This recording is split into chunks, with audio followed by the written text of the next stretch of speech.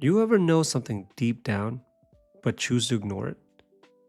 Like you feel it in your gut, you feel it in your chest, like something's off or something's calling you, but you don't move. You wait, you overthink, you ask everyone but yourself. And then the moment passes, sometimes years, and suddenly you're standing in the exact spot your intuition warned you about, or missed the very thing it told you to chase. Yeah, that's what we're talking about today. Because your intuition, it's not broken. It's buried under fear, under doubt, under the endless noise of advice, content, and commentary from people who don't even live the way you want to live. Welcome back to Hard Truths, the place where we don't outsource our power, we reclaim it. And today's truth is this: the longer you ignore your inner voice, the harder your life becomes. Let's talk about why trusting yourself feels so hard, why your gut knows more than you think, and how to finally stop asking for permission to be who you already are. So let's be real. Most people don't lack clarity. They lack courage. You're not unsure. You're just afraid. Afraid to own what you want. Afraid to risk getting it wrong. Afraid to say, "This is my decision," and have no one else to blame but yourself if it crashes. So what do? We crowdsource our lives. We ask everyone from our group chats to our therapists to random people online, simply for clarity. We bury our gut instinct under a mountain of opinions, hoping someone will give us the answer we already have. And what started as a moment of clarity becomes a course of contradiction. Now your gut feeling? It's buried under logic, under fear, under everyone else's projections. And what do you end up with? Confusion, overwhelm, paralysis. You can't hear your intuition when your head is full of everyone else's voice. See, Carl Jung, one of the founding fathers of modern psychology and the originator of the concept like collective unconscious and the archetypes, he once said, "The privilege of a lifetime is to become who you truly are." But you can't become that version if you keep handing your compass to everyone else. And here's the kicker. Most of the people we're asking for advice, they're not even living boldly themselves. They're playing it safe. They're afraid too. So why are you giving them a vote in your life? Stop asking for direction to places they've never been. And listen, this part might sting. The more you ignore your own voice, the more you teach yourself that it can't be trusted. That's how you lose self-trust, not overnight, but inch by inch. See, every time you override what you know in your gut to do what feels easier, safer, or more socially accepted, you silence yourself. Until, eventually, you wake up one day and realize you don't even know what your own voice sounds like anymore. But don't panic, because if you silenced it, you can learn to hear it again. Let me ask you something real right now. When was the last time you made a decision, not because it was strategic, or validated, or popular, but because it just felt right? What would your life look like if you acted from that place more often? Would you live in the same city? Stay in the same job? Keep the same circles?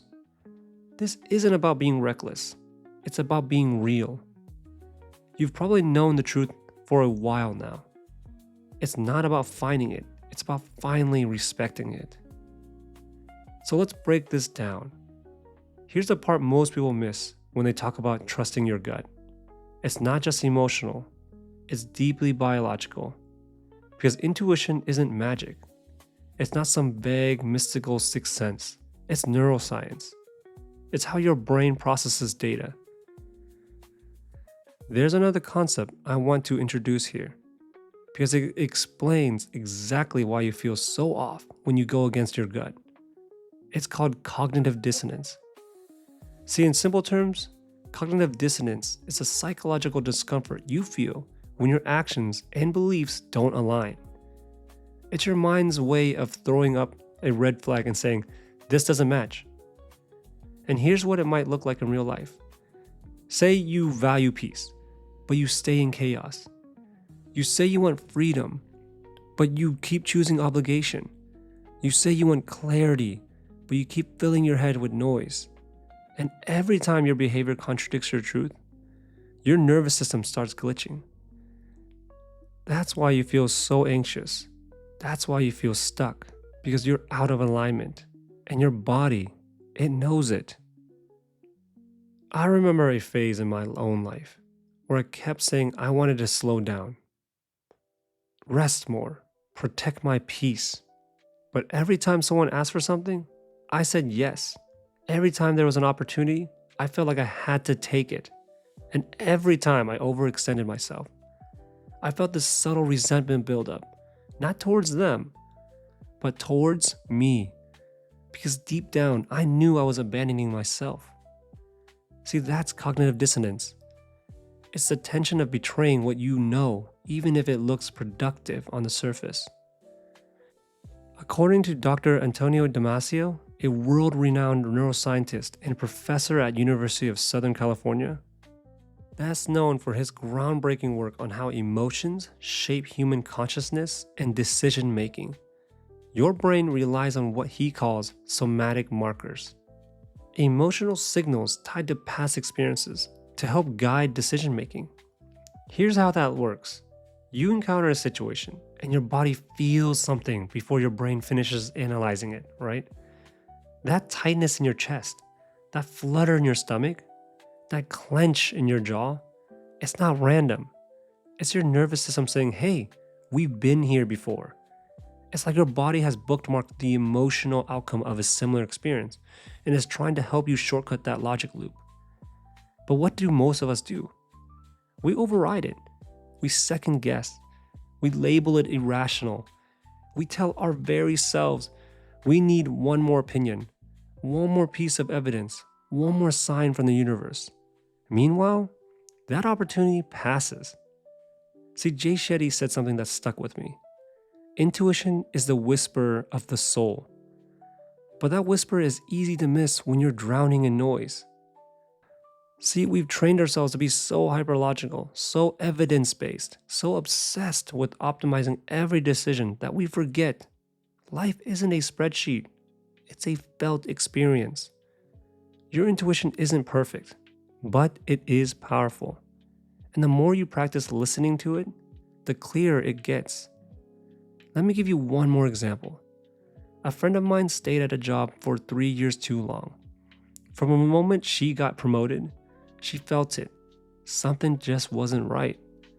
Her gut told her that she didn't belong in corporate.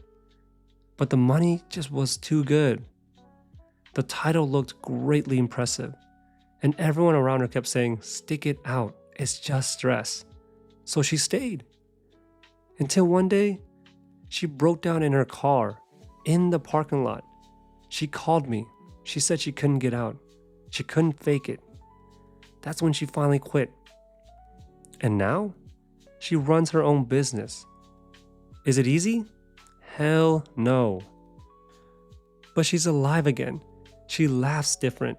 She looks different because she stopped outsourcing her piece. So let's get practical. How do you rebuild trust with yourself? You start by keeping small promises. You build credibility with your inner voice. You stop ghosting yourself. Here's a strategy I love. At the end of the day, write down one moment you felt a nudge, but ignored it. Then write down what you would have done differently if you had listened. Do this for a week. You'll start seeing a pattern. Next, I want you to flip it. Each morning, set one intention. See, something like, I will trust myself when blank. Then, when that moment comes, follow through. And remember, this isn't about being impulsive. It's about being honest. It's about not gaslighting yourself every time your body speaks up. See, you don't need to run every move through the approval matrix. That's the advice trap. You know it. You feel something. But instead of acting, you open your phone. You text 3 people. You post a poll. You binge watch YouTube coaches. Not because you need insight, but because you're stalling. You want permission. But clarity does not come from consensus. It comes from connection. You need to start reclaiming authorship because no one else can see what you see. No one else can decode what your body knows. No one else is carrying your exact history, your exact pain, your exact vision. No one can feel what you feel, and no one can walk your path but you. So here's your hard truths challenge. For the next 7 days, once a day, follow your gut, not your fear, not your habit, not what looks good, your gut. So what does this mean? Let's say it could look something like this. Saying no to a social plan that drains you, or finally starting that business page you've been overthinking. How about walking away from a conversation that doesn't feel right? Or speaking your truth, even if your voice shakes. But don't stop there. I want you to journal it, track the results, and ask yourself, what did I feel? How did I act? And more importantly, what did I learn about me? And here's the gold. Once you start listening, you'll realize your intuition never left. You just got too used to ignoring it. But it's still there, waiting and ready to lead. So let it. And that's it for today's episode of Hard Truths. Your intuition isn't broken, it's buried. Under the weight of opinions you didn't even ask for. Under the fear of being wrong. Under the comfort of staying stuck. But deep down, you already know. You've always known. Tag me at DannyLivin, that's DANNYLYVIN. I want to see what actions you take. And if someone you know is stuck in their head, send this to them. It might just help them find their voice again. See you in the next one.